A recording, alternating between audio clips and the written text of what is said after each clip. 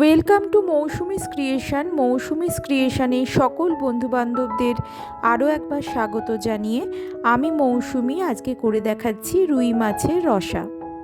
তাহলে চলুন আর বেশি দেরি না করে দেখে নেওয়া যাক কীভাবে আমি রান্নাটা করছি।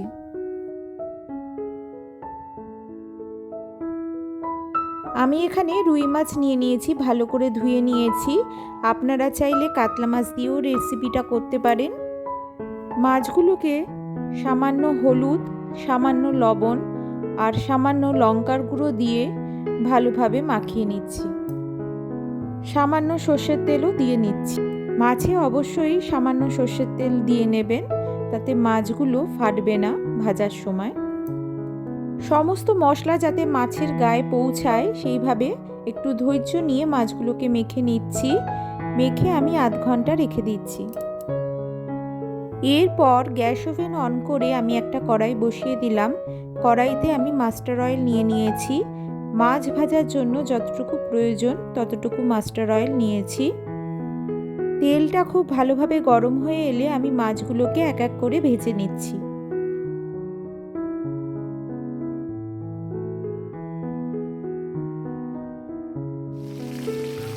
আমি এখানে 2-3টে স্টেপে মাছগুলোকে ভেজে নেব।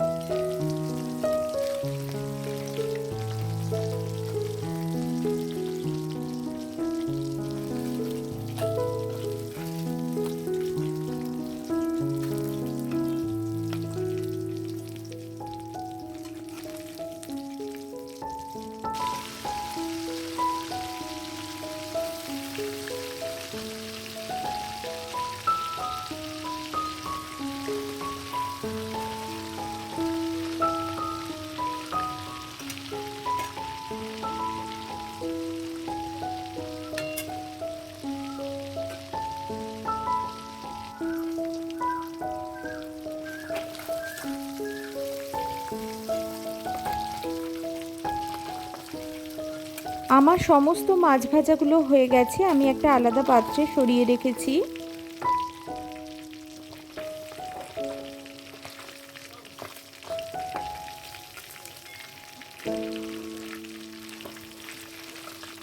এরপর মাছ ভাজার ওই একই তেলে আমি দিয়ে দিচ্ছি গোটা সাদা জিরে 1 টিস্পুন, আর দিয়ে দিচ্ছি একটা শুকনো লঙ্কাকে চিড়ে, আর দিচ্ছি তেজপাতাকে ছিঁড়ে।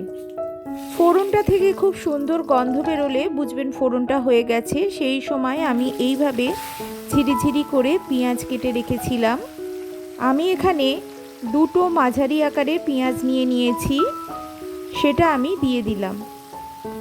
এরপর আমি পেঁয়াজটাকে হালকা করে একটু ভেজে নিচ্ছি।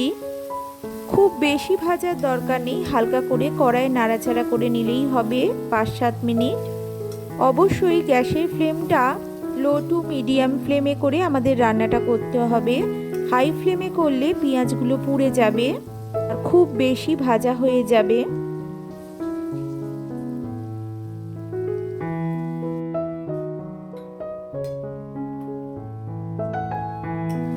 পেঁয়াজটা হালকা করে ভাজা হয়ে এলে আমি দিয়ে দিচ্ছি একটা গোটা টমেটোকে এইভাবে কুচিয়ে নিয়েছি সেটা।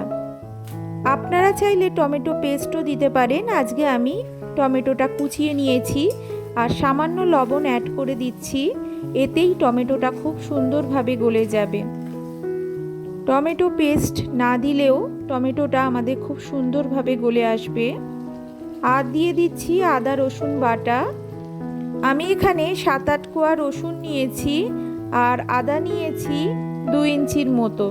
দুটোকে একসঙ্গে বেটে দিয়েছি। মোটামুটি আমাদের 1 টিস্পুন আদা বাটা আর 1 টিস্পুন রসুন বাটা, দুটো একসঙ্গেই আমি দিয়ে দিলাম।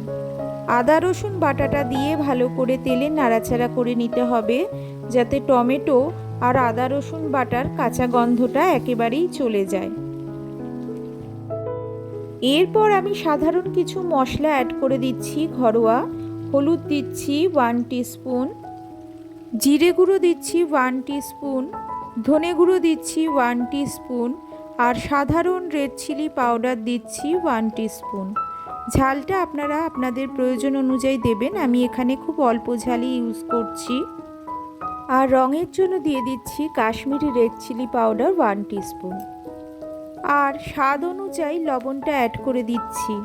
আমি এখানে 2 টিস্পুনের মতো লবণ অ্যাড করেছি, আপনারা আপনাদের স্বাদ অনুযায়ী লবণটা অ্যাড করে নেবেন। সমস্ত মশলা দেওয়ার পর ভালোভাবে তেলে নাড়াচাড়া করে মশলাটাকে ভালোভাবে কষিয়ে নিচ্ছি। যতক্ষণ না তেল ছেড়ে আসবে বুঝবেন মশলা কষানো হয়নি, তেল ছেড়ে এলে বুঝবেন মশলা কষানো হয়ে গেছে।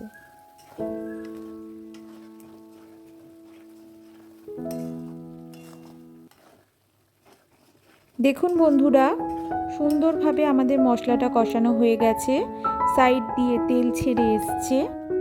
এই সময় আমি অল্প একটু জল অ্যাড করে দিচ্ছি।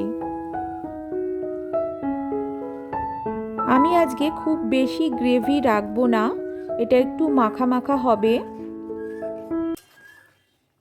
আপনারা যদি গ্রেভির পরিমাণ বাড়াতে চান তাহলে আরেকটু বেশি জল অ্যাড করতে পারেন। জল দেওয়ার পর 2-4 মিনিট আমি ফুটতে সময় দিয়েছিলাম, তারপর আমি ভাজা মাছগুলোকে দিয়ে দিচ্ছি।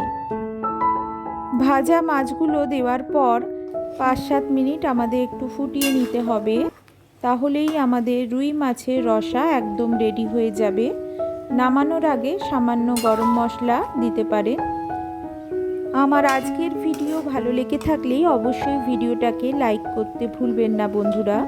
ভিডিওটা আপনাদের বন্ধুবান্ধব আত্মীয় স্বজনদের সঙ্গে শেয়ার করে দেবার অনুরোধ রইল।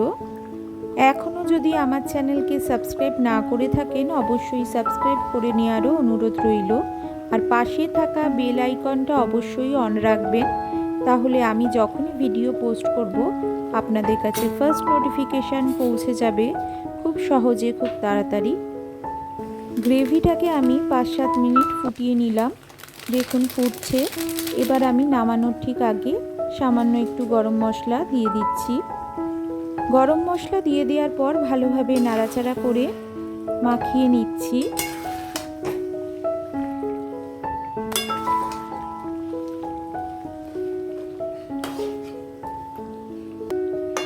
এরপর আমি গ্যাস ওভেন অফ করে দিলাম, কিছুক্ষণ স্ট্যান্ডিং টাইমে রেখে দিচ্ছি।